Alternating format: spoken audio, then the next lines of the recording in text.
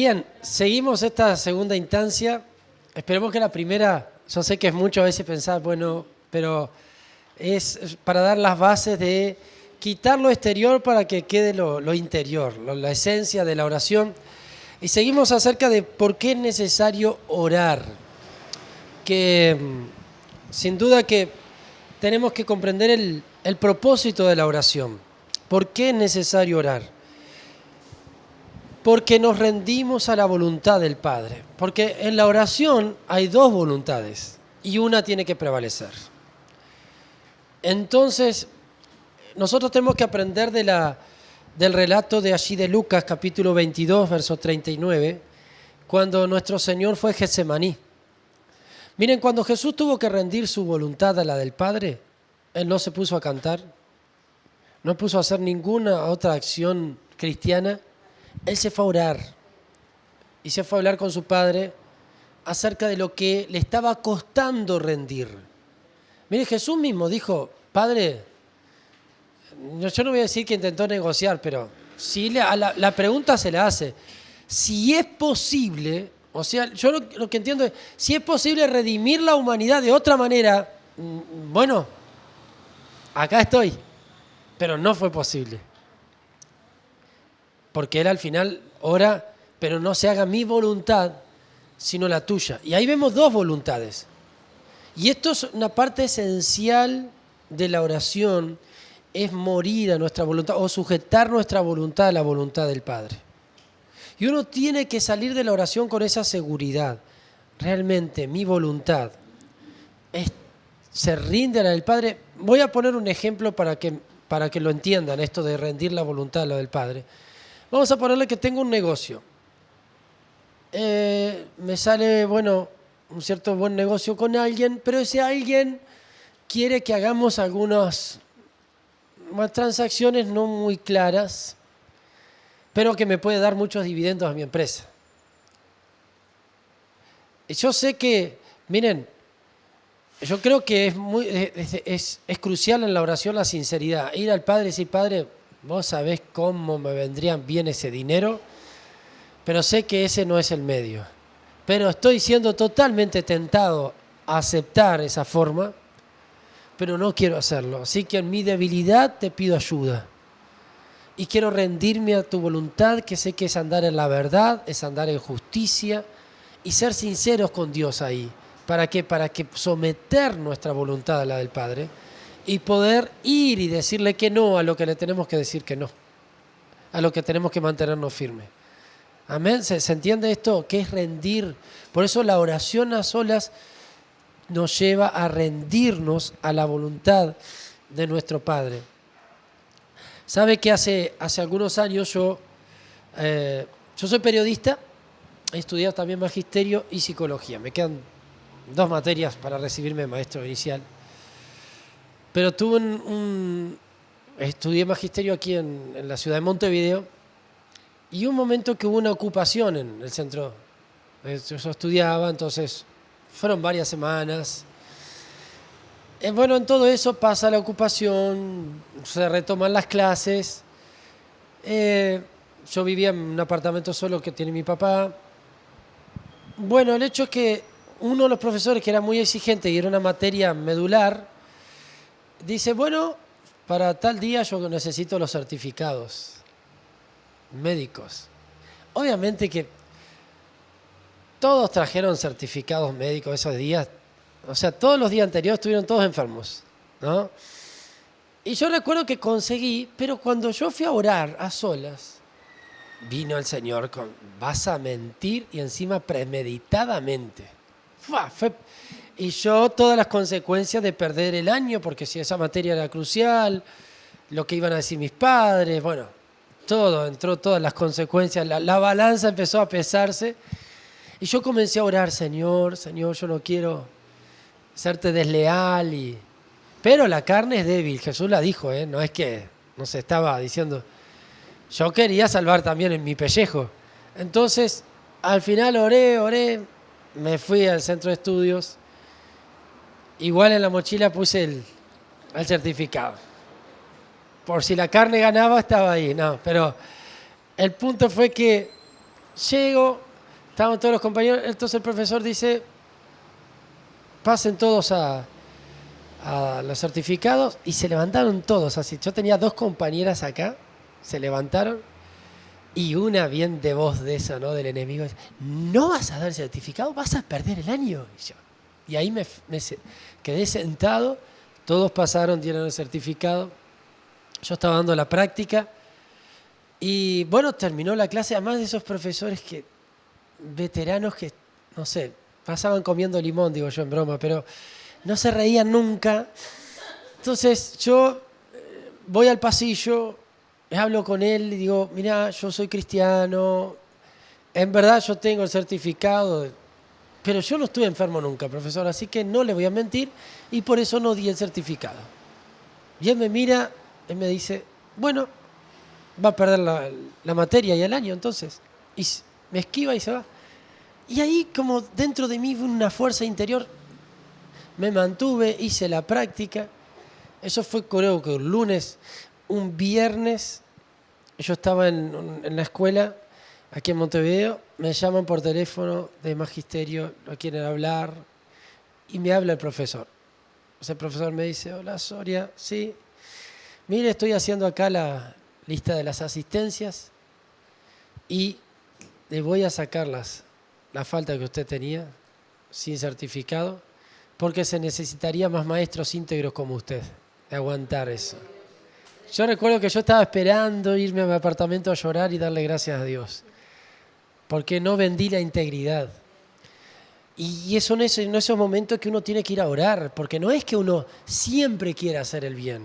O sea, Dios quiera que sí, pero a veces nos sentimos tentados a aflojar, y ahí tenemos que ir a nuestro Getsemaní, a decir, Padre, la carne es débil, pero dame la fuerza para andar en la verdad continuamente. Y es parte crucial de la oración. Amén. Lo segundo es por qué nuestros enemigos retroceden. Por eso oramos también y clamamos al Señor. Dice en el Salmo 56, verso 9, mis enemigos emprenderán la retirada cuando yo clame a ti por ayuda. Una cosa sé, Dios está de mi lado. Ahora, ¿sabe? Yo he escuchado a veces en iglesias que dicen, no, si yo me meto mucho, voy a decir esta palabra, en la guerra espiritual el diablo va con toda contra mí. No, no es lo que dice la Biblia. La Biblia dice que cuanto más estamos con Dios orando, dice, mis enemigos emprenderán la retirada cuando, en la Reina Valera dice, el día que yo clame a ti. O sea que van a retirarse los enemigos.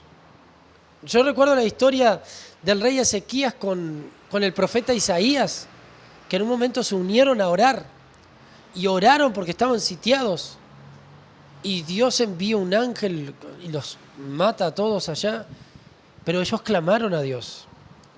Y es tan importante comprender, si hay algo que el enemigo va a intentar siempre en una iglesia, una familia, en la vida de un hijo de Dios, es que deje de orar. Puede leer la Biblia, puede hacer mucho, pero que no clame a aquel que puede intervenir poderosamente en la tierra. Y eso va a intentar siempre que la vida de oración de una iglesia sea lo más débil posible. Lo número 3 es porque conocemos los planes del Señor.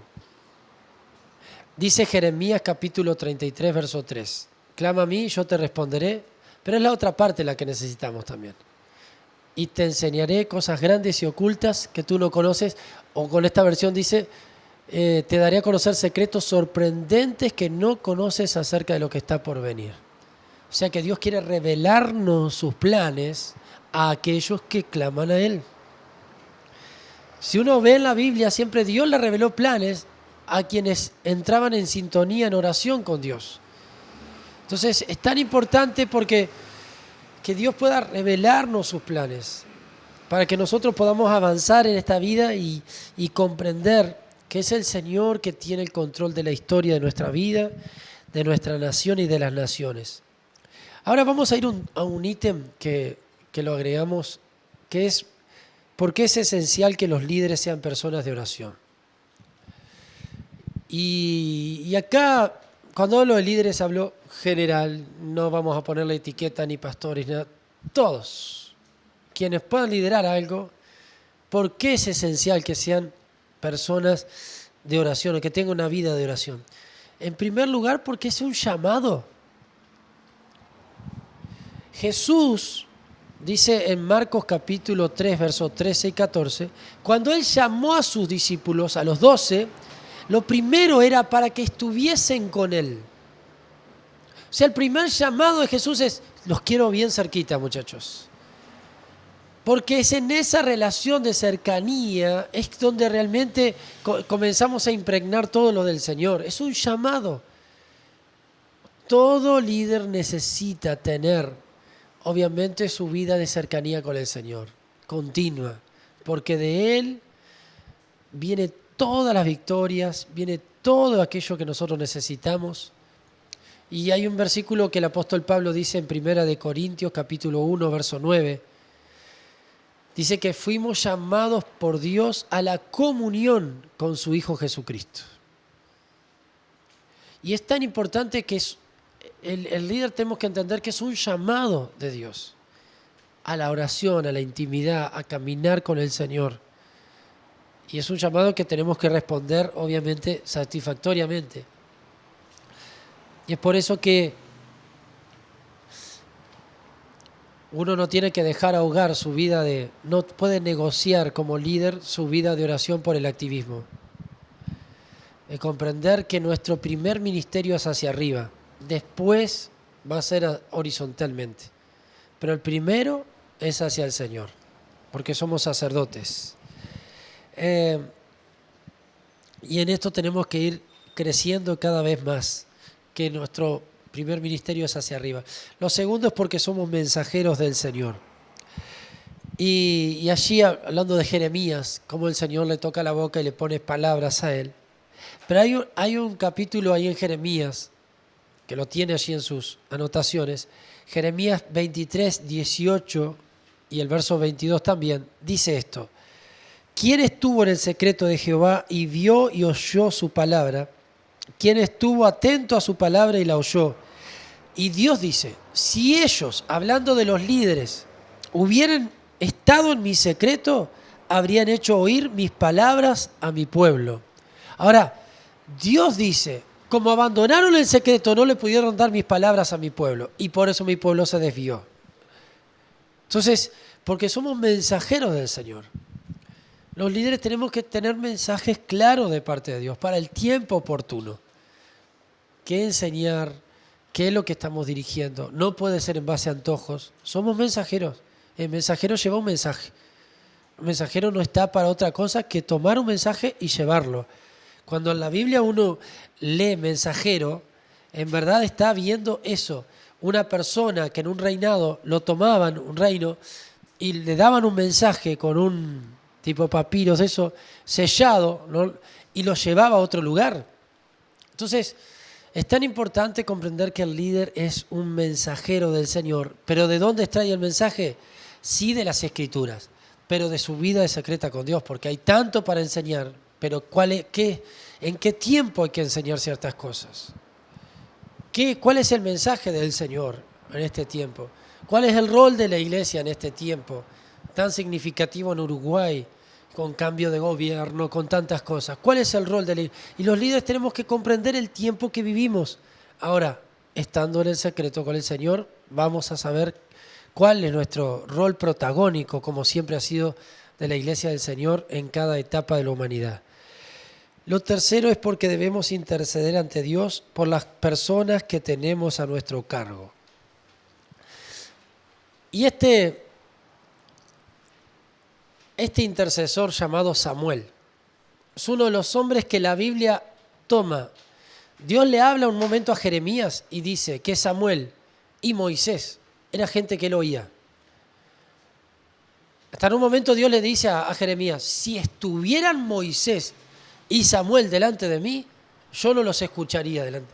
O sea, Dios estaba diciendo, Samuel y Moisés me llegaban al corazón. Y aún así yo no... Pero Samuel, miren la carga, la responsabilidad que tenía como líder acerca de la intercesión por el pueblo. Él dice, en cuanto a mí, ciertamente no pecaré contra el Señor al dejar de orar por ustedes y seguiré enseñándoles lo que es bueno y correcto. Ahora, para Samuel era pecado dejar de orar por el pueblo que tenía a cargo. Él tenía tal responsabilidad que él sabía que su intercesión, su oración por las personas que él tenía a cargo, si él dejaba esa tarea, para él estaba errando delante de Dios. Si será importante que nosotros comprendamos como líderes que si tenemos responsabilidades y aún más personas a cargo, nuestra oración tiene que ser constante por esas personas. Es más, si puede tenerla en algo visible a esas personas con nombre, al orar todos los días, es importante tenerlas para que uno esté intercediendo por ellos, por su familia, por sus necesidades. Lo cuarto es porque recibimos visión del Señor. Y Proverbios 29, 18 dice que sin visión el pueblo se desenfrena. En otras versiones dice sin dirección divina. Pero sin duda que el líder o los líderes necesitamos tener cosas claras de parte de Dios para dirigir. La Biblia habla en un momento, yo no recuerdo si es el Salmo 103 o 105, pero por ahí dice, a Moisés notificó sus caminos, al pueblo sus obras. Pero lo que quiso decir Dios es, a Moisés le muestra la dirección, al pueblo las obras. Eso quiere decir que Dios a los dirigentes o las personas encargadas en ciertos asuntos que pone, les va a dar dirección divina, les va a dar visión para poder conducir sabiamente a la gente. Y es por eso que Dios insiste tanto que sus líderes sean personas de oración, porque Él les quiere brindar la visión, brindar la dirección, darle las ideas, los proyectos. Y es tan importante que entender que, porque Dios no pasa por alto eso. Cuando Él pone a alguien, Él respeta a esa persona. Y si Él va a hacer algo, bueno, va a sacar a esa persona. Como sacó a Saúl y puso a David.